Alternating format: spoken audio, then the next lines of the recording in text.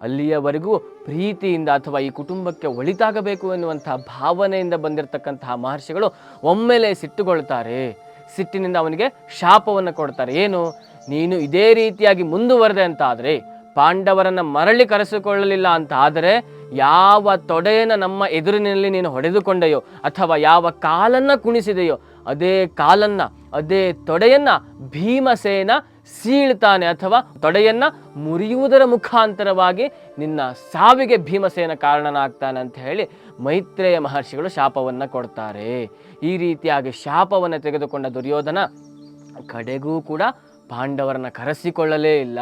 ಇದೇ ಶಾಪದ ಪ್ರತಿಫಲವಾಗಿ ಕಟ್ಟ ಕಡೆಯಲ್ಲಿ 18ನೆಯ ದಿವಸ ಯುದ್ಧದಲ್ಲಿ ಭೀಮನ ಗದಾಪ್ರಹಾರದಿಂದ ತನ್ನ ತೊಡೆಯೇ ಮುರಿದು ಹೋಯಿತು.